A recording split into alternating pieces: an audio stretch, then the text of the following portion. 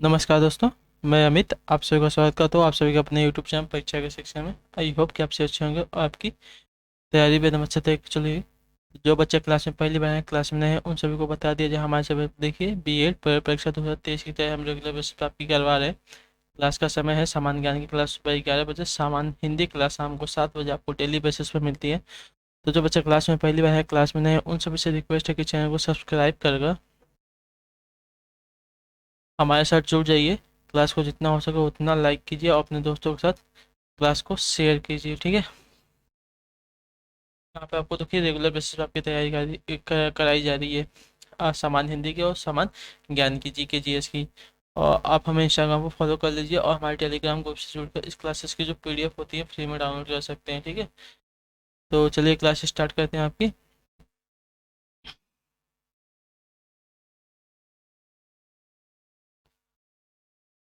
ए-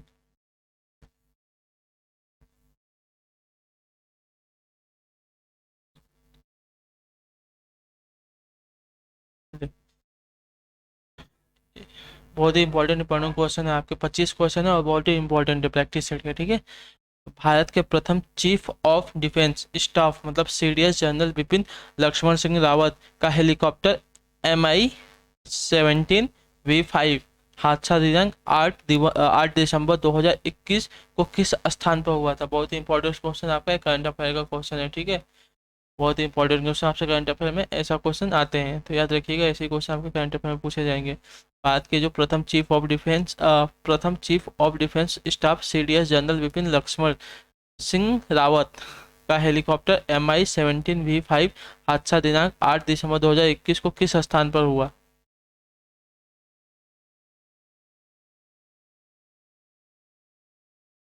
तो कुन्नूर तमिलनाडु में, ठीक है। जो ऑप्शन आपका ए दे दोस्तों, आपका एड्रेस ध्यान से देख ले, बहुत ही इंपॉर्टेंट क्वेश्चन है आपका। अगला क्वेश्चन है आपका सेकंड नंबर। भारत छोड़ो आंदोलन की रानी किसे कहा जाता है। अरुणा असाफ अली को, ठीक है। भारत छोड़ो आंदोलन की रानी आपका अरुणा आसफ अली को कहा जाता है। जो ऑप्शन आपका बी दिया दोस्तों, आपका राइट आंसर हो जाएगा। अगला क्वेश्चन देखेंगे आपका थर्ड नंबर, तीसरा नंबर है, ध्यान से देखिए। भारत की विभिन्न नदियों में जल की गुणवत्ता सुधारने के लिए पर्यावरण एवं वन मंत्रालय की एक प्रमुख योजना कौन सी है। तो राष्ट्रीय नदी संरक्षण योजना, ठीक है। जो ऑप्शन आपका बी दिया दोस्तों, आपका राइट आंसर हो जाएगा। अगले क्वेश्चन की तरफ बढ़ेंगे आपका चौथा नंबर है, ध्यान से देखिए। रैयतवाड़ी भूमि राजस्व प्रणाली का संस्थापक होने का श्रेय किसे दिया जाता है। तोडरमल को, ठीक है। जो ऑप्शन ए दिया दोस्तों, आपका सही उत्तर हो जाएगा। रैयतवाड़ी भूमि राजस्व प्रणाली का संस्थापक होने का श्रेय आपका तोडरमल को दिया जाएगा। जो ऑप्शन ए दिया दोस्तों, आपका सही उत्तर हो जाएगा। चौथे पे सही है। चलेंगे अगले क्वेश्चन की तरफ।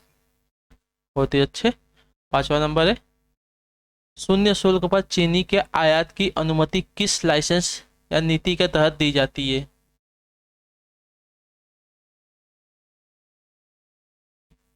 तो खुला सामान्य लाइसेंस के तहत, ठीक है। जो ऑप्शन आपका पर डी दिया दोस्तों, आपका राइट आंसर हो जाएगा। शून्य शुल्क पर चीनी के आयात की अनुमति आपकी खुला सामान्य लाइसेंस के नीति या के तहत दी जाती है। जो ऑप्शन आपका पर डी दिया दोस्तों, आपका राइट आंसर हो जाएगा।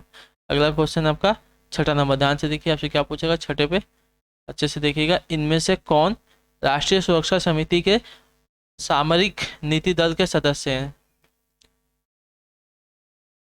विदेश सचिव, गृह सचिव, केंद्रीय प्रत्यक्ष कर बोर्ड के अध्यक्ष हैं।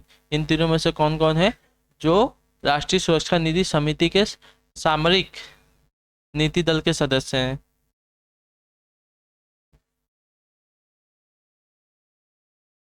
तो आपका उत्तर हो जाएगा विदेश सचिव, गृह सचिव, केंद्रीय प्रत्यक्ष कर बोर्ड के जो अध्यक्ष हैं तीनों। तो जो ऑप्शन आपका पे बी दिया दोस्तों, ए बी सी, आपका तीनों का तीनों राइट हो जाएगा। चलेंगे अगले क्वेश्चन की तरफ।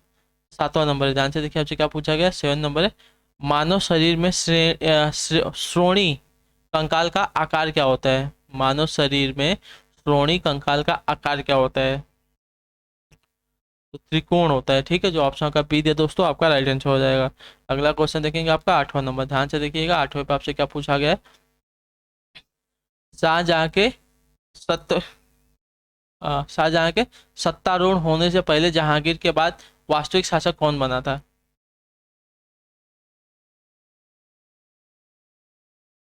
तो आपका उत्तर हो जाएगा दोस्तों शहजादा शहरयार। ठीक है। शहजादा शहरयार शाहजहां का सबसे छोटा पुत्र था, जो जहांगीर के जहांगीर के बाद वास्तविक शासक बना था वहां का। तो जो ऑप्शन आपका पे बी दे दोस्तों, आपका राइट आंसर हो जाएगा। अगला क्वेश्चन देखेंगे, आपका 9वां नंबर है।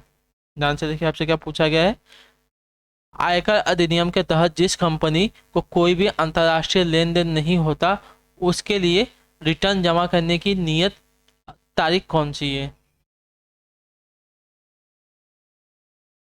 तो 30 सितंबर। ठीक है, जो ऑप्शन आपका पे सीधे दोस्तों आपका राइट आंसर। आयकर अधिनियम के तहत जिस कंपनी का कोई भी अंतर्राष्ट्रीय लेन देन नहीं होता, मतलब इंटरनेशनल लेन देन नहीं होता, उसके लिए रिटर्न जमा करने की जो नियत तारीख है 30 सितंबर होती है। देखिए जो ऑप्शन का सीधे दोस्तों आपका राइट आंसर हो जाएगा। अगले क्वेश्चन की तरफ पढ़ेंगे, आपका 10वां नंबर। ध्यान से देखिए आपसे क्या पूछा गया है।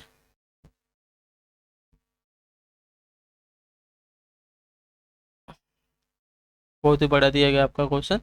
चुनाव आयोग द्वारा किए गए चुनाव के खर्चे के बारे में निम्नलिखित में से कौन सा या कौन से सच हैं? तो चलिए, यहाँ पे दो कथन दिए गए, पी एन क्यू, आपको कौन कौन सा दिख रहा है? तो दोनों दोनों दिख रहा है। चलिए, यदि चुनाव केवल संसद के लिए ही आयोजित किया जा रहे हैं, तो वह पूरी तरह से केंद्र सरकार द्वारा वहन किया जाता है। और आपका दूसरा कथन दिया गया है, यदि चुनाव केवल राज्य विधान सभा के लिए आयोजित किए जा रहे हैं, तो वह केंद्र सरकार और संबंधित राज्य द्वारा समान रूप से वहन किया जाता है। तो इन दोनों में से बताना है कौन सा कथन आपका सही है। ठीक है। चुनाव आयोग द्वारा दिए गए चुनाव के खर्चे के बारे में निम्नलिखित में से कौन से कथन सही है? ठीक है, दोनों कथन आपको दिखा दिया गया है, इसमें से आपको बताना है कौन से कथन आपके सही हो जाएंगे। तो देखिए, केवल पी वाला जो कथन दिया गया आपका सही होगा। यदि चुनाव केवल संसद के लिए ही आयोजित किया जा रहा है, तो वह पूरी तरह से केंद्र सरकार द्वारा वहन किया जाता है। तो जो ऑप्शन आगे पे ए दिया दोस्तों, केवल ए आपका सही हो जाएगा। केवल पी वाला जो है कथन आपका सही हो जाएगा। बाकी जो दूसरा कथन दिया गया आपका गलत है, तो इसको देखने की जरूरत नहीं है। अगले क्वेश्चन की तरफ बढ़ेंगे, आपका 11 नंबर। ध्यान से देखिए क्या पूछा गया है। दल परिवर्तन के आधार पर अयोग्यता के प्रावधान को शामिल करती 10वीं अनुसूची संविधान में किस वर्ष जोड़ी गई थी?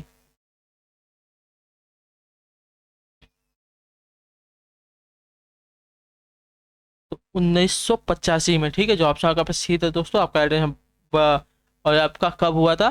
तो याद रखिएगा, जो 52वां संविधान संशोधन हुआ था, उसमें आपकी 10वीं अनुसूची को शामिल किया गया था, जिसका मूल उद्देश्य था दल बदल एवं अन्य आधारों पर संसद एवं राज्य विधानमंडल के सदस्य की निहरता से संबंधित प्रावधानों को निर्धारित करना था। याद रखिएगा। ठीक है, चलेंगे अगले क्वेश्चन की तरफ, आपका 12 नंबर। ध्यान से देखिएगा आपसे क्या पूछा गया। 12 है, भारतीय दंड संहिता मतलब आईपीसी की धारा 53 किस विषय के संबंध में है?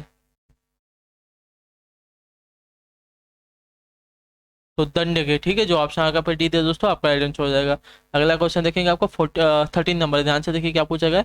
कौन सा अ, सस्तन प्राणी उड़न लोमड़ी के रूप में जाना जाता है? कौन सा स्तन प्राणी है जो उड़न लोमड़ी के रूप में जाना जाता है? तो चमगादड़ है। ठीक है, जो ऑप्शन आपका पे डी दे दोस्तों, आपका राइट आंसर हो जाएगा। अगला क्वेश्चन देखेंगे, आपका 14 नंबर। 14 नंबर है, ध्यान से देखिए आपसे क्या पूछा गया है। कोलकाता मदरसा भारत में राज्य संचालित शैक्षिक संस्थान रिक्त स्थान द्वारा स्थापित किया गया था?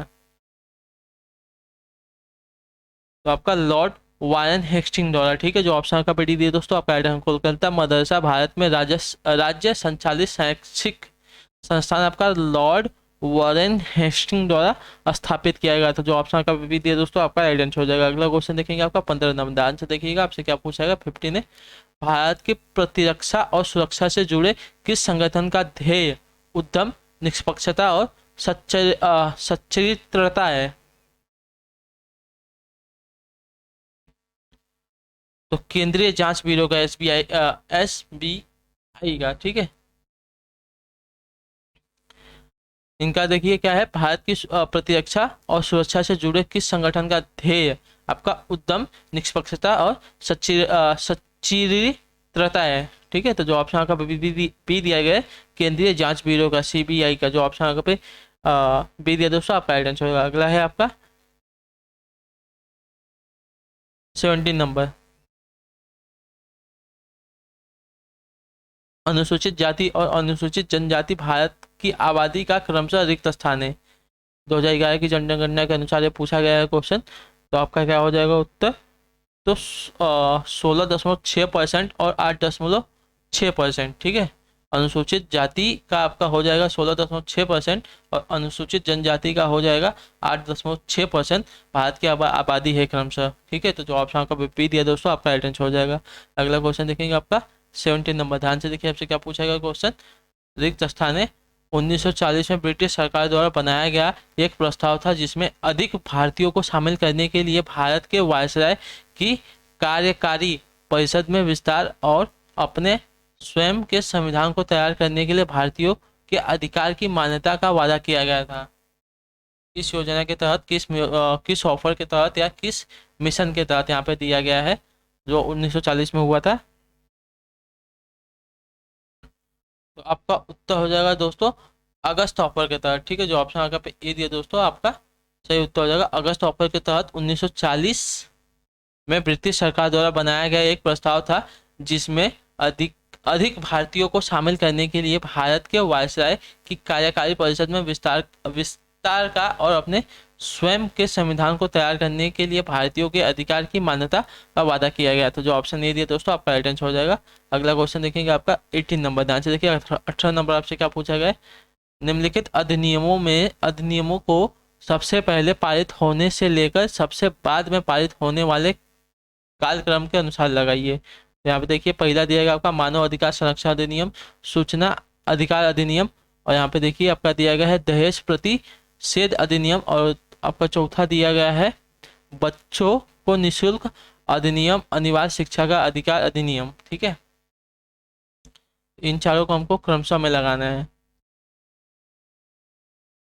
मानवाधिकार संरक्षण अधिनियम, सूचना अधिनियम, दहेज प्रतिषेध अधिनियम, बच्चों को निःशुल्क और अनिवार्य शिक्षा का अधिकार अधिनियम, इन चारों को हमको कालक्रम के अनुसार लगाना है, ठीक है।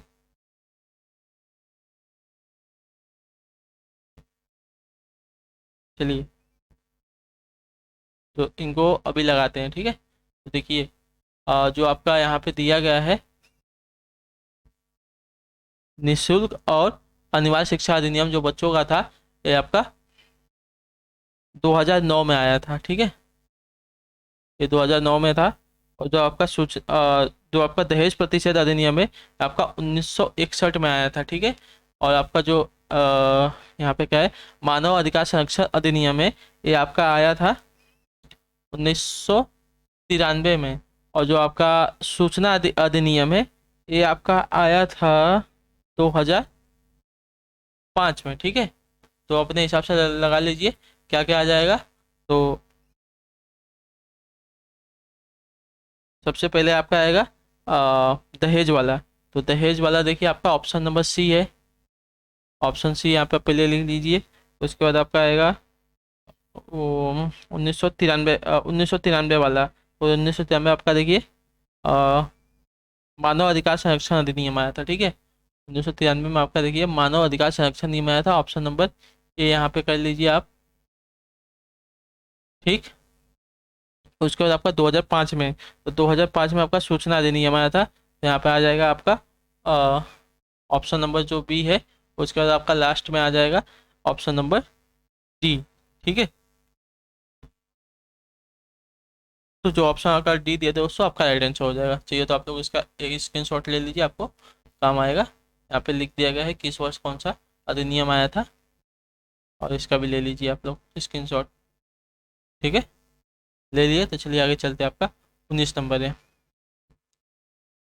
एक सीमा पार निवेश, जहां एक वैश्विक कंपनी किसी दूसरे देश में एक स्थापित स्थानीय कंपनी को खरीदती है और इसे एक सहायक व्यापार बनाती है, वह क्या कहलाती है? तो अंतर्राष्ट्रीय अधिग्रहण कहलाती है। ठीक है, जो ऑप्शन आपका ए दिया दोस्तों, आप कहते हैं एक सीमा पार निवेश, जहां एक वैश्विक कंपनी किसी दूसरे देश में स्थापित स्थानीय कंपनी को खरीदती है और इसे एक सहायक व्यापार बनाती है, तो वो आपकी अंतर्राष्ट्रीय अधिग्रहण कहलाती है। जो ऑप्शन ए दिया दोस्तों, आपका राइट आंसर हो जाएगा। अगला क्वेश्चन देखेंगे आपका 20 नंबर, ध्यान से देखिएगा, आपसे 20 नंबर है। राज्य के राज्यपाल विधान परिषद में कुछ ऐसे सदस्य को नियुक्त कर सकते हैं जिन्हें कुछ विशेष क्षेत्रों के विषय ज्ञान अथवा व्यवहारिक अनुभव प्राप्त हो। जैसे कि कौन सा क्षेत्र होता है वो? जैसे आंग्ल भारतीय को कैसे सिलेक्ट किया जाता है, देखिए, विज्ञान में, साहित्य में, कला में और सहकारी आंदोलन में। ठीक है, तो इनसे लोगों को स्थापित, जो ऐसे क्षेत्रों से जुड़े हुए लोग होते हैं उन्होंने आंग्ल भारतीय कहते हैं और उनका ही इसमें चुना जाता है। तो जो ऑप्शन आपका पर डी दिया दोस्तों, आपका राइट आंसर हो जाएगा। अगला क्वेश्चन देखेंगे आपका 21 नंबर, 21 नंबर, हड़प्पा सभ्यता में गढ़ जगह किसके लिए जानी जाती थी? तो गढ़ जगह वहाँ उच्चतर वर्ग के लोग बसते थे। ठीक है, उसे गढ़ कहा जाता था। वहाँ उच्च स्तर के जो लोग थे वहीं पे बसते थे। जो ऑप्शन आपका सीधे दोस्तों, आप राइट आंसर, उसी को गढ़ कहा जाता था हड़प्पा सभ्यता में। अगला क्वेश्चन आपका 22 नंबर, 22 नंबर, ध्यान से देखिए क्या पूछा गया है। भारत में सिंचाई के निम्नलिखित तरीकों में से कौन सा अधिक प्रचलित है?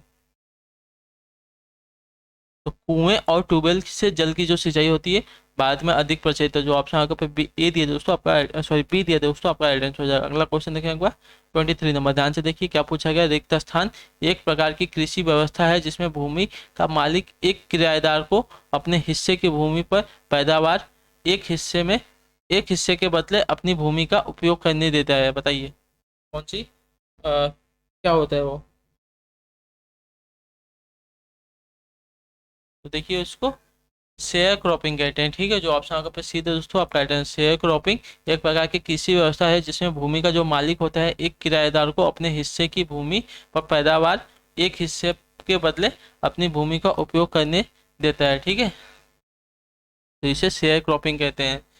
इसमें वो जो किराएदार होता है पूरी फसल उगाता है, उसमें से आधा फसल इनको देता है, जो उसका मालिक होता है उसको उसको शेयर क्रॉपिंग कहते हैं। जो ऑप्शन सी दे दोस्तों, आपका राइट आंसर हो जाएगा। अगला है आपका 24 नंबर, 24 नंबर है, ध्यान से देखिएगा। अविश्वास प्रस्ताव के विषय में इनमें से कौन सा है?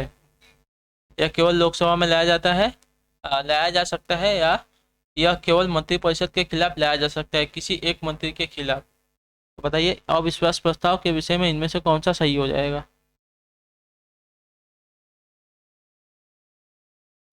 ऑप्शन देख लीजिए यहाँ पे, डी दिया गया है, तो दोनों सही है। ठीक है, या केवल लोकसभा में लाया जा सकता है, या केवल मंत्रिपरिषद के खिलाफ लाया जा सकता है, किसी एक मंत्री के खिलाफ, तो दोनों है आपके, इनमें से सही हो जाएंगे। ठीक है, 24 पे।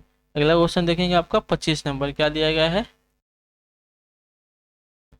केंद्र सरकार ने निम्न में से किस देश के उत्पादों के आयात पर प्रतिपाटन शुल्क को आगे बढ़ाया है? तो चीन। ठीक है, जो ऑप्शन का सीधे दोस्तों, अगर केंद्र सरकार ने चीन देश के उत्पादों के आयात पर प्रतिपाटन शुल्क को आगे बढ़ाया, जो आपका का सीधे दोस्तों, आपका राइट आंसर हो जाएगा साथियों। तो इसी के साथ जो आपकी क्लास है यहाँ पर कंप्लीट होती है। आई होप कि आपको क्लास अच्छी लगी हो। हमें कमेंट करके बताइएगा आपको क्लास कैसी लगी। बाकी आपका कोई भी डाउट हो हमें कमेंट में जरूर पूछिएगा। जैसे कि कल किसी ने पूछा था कि SC और ST में कितने मार्क्स लाने होते हैं सरकारी सीट के लिए, तो उनको उनका कमेंट मिला था, उनको जवाब मिल गया था। और ये सबके लिए मैं आपको जिस दिन मेरी ऑफिस से छुट्टी रहेगी उस दिन मैं आपको एक वीडियो बना के दे दूंगा कि हाँ SC ST और जनरल OBC वालों के लिए कितने मार्क्स चाहिए होते हैं सरकारी गवर्नमेंट सीट के लिए यूपी में। तो उसके लिए जिस दिन मेरी छुट्टी रहेगी उस दिन मैं आप सभी के लिए, आप ही सभी को एक वीडियो बना के दे दूंगा, उसका टेंशन मत लीजिएगा। और आपको क्लास कैसी लगी हमें कमेंट में जरूर बताइएगा। बाकी जो बच्चे क्लास में नहीं है, क्लास में पहली बार चैनल को सब्सक्राइब करके हमारे साथ शुरू चाहिए। देखिए हम रेगुलर बेसिस आपकी तैयारी करवा रहे हैं। और क्लास को जितना हो सके उतना लाइक कीजिए, अपने दोस्तों के साथ शेयर कीजिए क्लास को। ठीक है, बाकी हम आपसे मिलते हैं आपकी अगली क्लास में। तब तक के लिए टाटा बाय बाय, जय हिंद जय भारत। आपसे को शुक्रिया क्लास से जुड़ने के लिए साथियों।